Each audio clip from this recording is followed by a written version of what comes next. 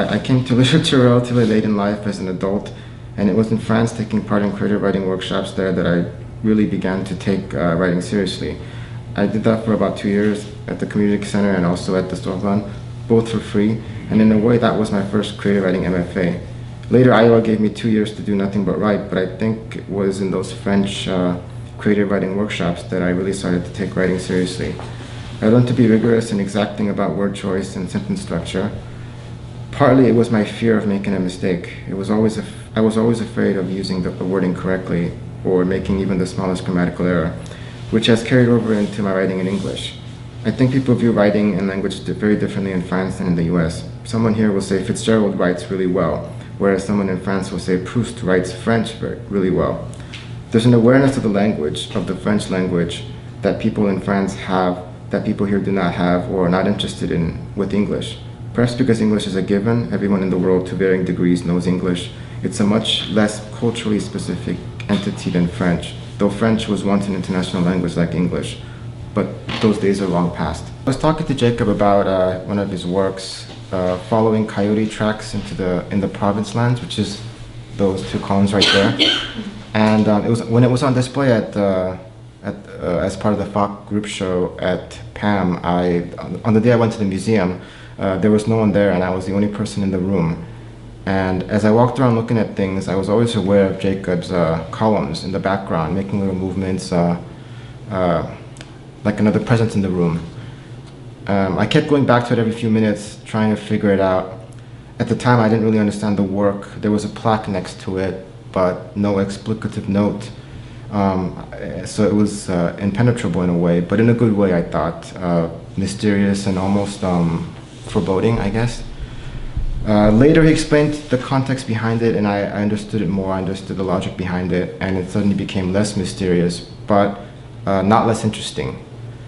And I guess what I'm trying to say with that is that that's kind of what how I would like my own work to be perceived. I want there to be this hidden layer, but at the same time, even if you don't immediately grasp that hidden layer, the work itself is still interesting and worthwhile. What I wanted to read is a story that I started a while back and that I finished here at FOC, and it's about a translator, once again, translating the 1001 Nights. He's stuck on a word that he has never seen before, and it can't be found in any of the manuscripts that he's working off of, and it's not in any of the dictionaries that he's working from. In any case, it doesn't really, I guess I don't find it very natural to just write the exact same kind of stories I would write in English in French. Un homme s'arrête dans la rue et lève la tête d'un air interrogateur vers le ciel au moment où les premières gouttes de pluie se mettent à tomber. On le voit regarder autour de lui comme pour chercher quelque chose, un fiacre ailé, mais les alentours sont vides, déserts. Parmi les bâtiments se découpant sur le ciel sombre, une vitrine éclaire le trottoir.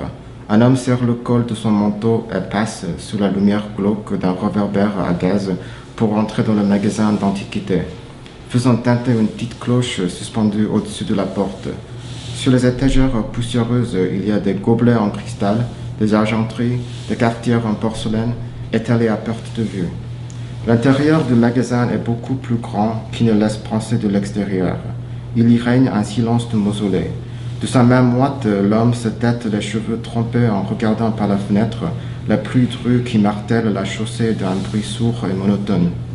Quelle folie sortir par une nuit pareille, pense celui qui, œuvrant 14 heures par jour, a épluché le codex et a déchiffré les manuscrits, le Breslau, le Calcutta, le Boulac, qui met les dernières retouches sur une traduction des Mille et une nuits, et ne sort de chez lui que très rarement. À côté de son travail, les menus détails de la vie quotidienne lui semblent ressortir d'un souvenir lointain et sans importance. Notre philologue n'ignore pas qu'à Trieste, dans un château délabré, Richard Francis Burton est en train lui aussi de traduire l'intégrale des contes arabes et persans. La revue de philologie vient de rendre publique son ambition de ne mettre ni variantes ni passages apocryphes en faisant fi des rumeurs selon lesquelles il ne faudrait pas traduire les nuits d'un bout à l'autre, quitte à en devenir fou et mourir dans d'atroces souffrances. Amateur de blagues pétomanes, Fin connaisseur de scatologique et gros friand d'archaïsme de tout poil, Burton s'est manié un fusil à éléphant et se vint avoir vécu parmi les Arabes, habillé comme l'un des leurs. Aux antipodes de ce dernier, notre homme n'a jamais quitté son Angleterre natale. Depuis quelques jours, il bute sur un mot étranger au lexicon arabico-latinum de Freytag, un mot que le grand dictionnaire perse-anglais de Stengas ne connaît pas et sur lequel le contextum ex probatioribus orientis lexicographiste Jacob Gaulle demeure obstinément quoi. S'arrachant à la fenêtre, le philologue s'approche des étagères encombrées de bric-à-brac, parmi lesquels il vient d'aviser un carton de vieux livres dont il lit discrètement les titres. Le Puits d'Acheron, Le hasard voulu, l'énigmatique Monsieur Coffignac, signé par d'habiles épigones d'Émile Gaboriau et de Conan Doyle. Et au beau milieu de ce volume fanait une reliure en cuir d'un bleu éclatant. Il s'agit d'une réimpression de Mille et une nuits dans la traduction d'un tronc galant. Usurpé de son trône dans le temps par Edward Lane, un traducteur aussi prude que prudent, lui-même écarté à son tour par John Payne et le franc succès de sa version non expurgée des contes. L'homme s'assied sur une caisse en bois gisant près des étagères pour feuilleter le galant, qu'il lut pour la première fois à l'âge de 10 ans, en vacances familiales à la station balnéaire de Margate. Il y fit la connaissance d'Aladin, de Calife Haroun al-Rachid, de Sinbad le Marin, mais ce jour-là, en ouvrant le livre, il tomba sur l'histoire de roi condamné à un sommeil perpétuel par sa femme sorcière. Cette première lecture de Sommeil de roi lui fit entrevoir un autre monde à des milliers de lieues de celui qu'il côtoyait tous les jours, en l'entraînant dans la voie d'une décision qu'il prit bien des années plus tard de se consacrer à la littérature arabe à Cambridge. Encore maintenant, plus de 40 ans passés, une seule image de honte, celui de roi endormi sur un catafalque et veillé par une paire de lions noirs comme de goudron. L'on ne voyait chaque lion que d'un seul côté, le droit ou le gauche selon le lion. Et il lui arrivait, enfant, de les croiser en rêve et de se réveiller trempé de sueur avant d'avoir pu faire le tour de leurs corps énormes et insondables. Combien de fois s'était-il posé la question, obsédante et sans réponse? Qu'y a-t-il de l'autre côté? De quoi pourraient-elles avoir l'air, ces bêtes, vues de côté que l'on ne voit jamais? Il y eut d'autres découvertes. La virée nocturne de Haroun al-Rachid dans la cité labyrinthe au-delà du palais émuré, la description de ponts bâtis entièrement d'eux reliés les uns aux autres à la manière d'un collier de perles, en réalité le nid d'un pigargue géant, un mage collant son oreille au sol et reconnaissant dans le faible bourdonnement de pas humain celui d'Aladin errant au fin fond de la Chine. Il relit ces épisodes en s'efforçant d'oublier, ne fût-ce que quelques minutes, le mot qui avait semé le trouble dans son esprit au point de faire naître l'envie de sortir, faire un tour dans le quartier malgré le ciel couvert, l'orou de menaces et de grisailles.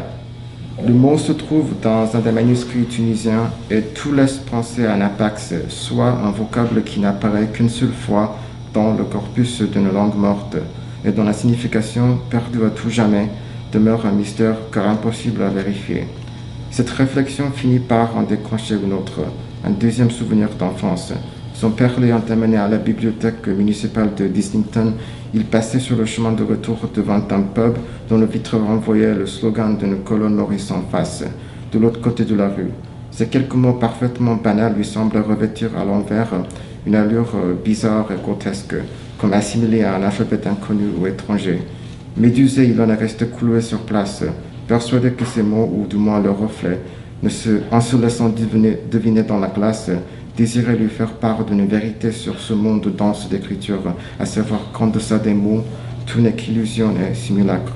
Just from that story, that thing I read, I think Borges is obviously like the model for that. Like his kind of like his little short little tales that are so elegantly constructed that I try to aspire to, and then the psychology of the characters are not very deep, but he's not interested in that, so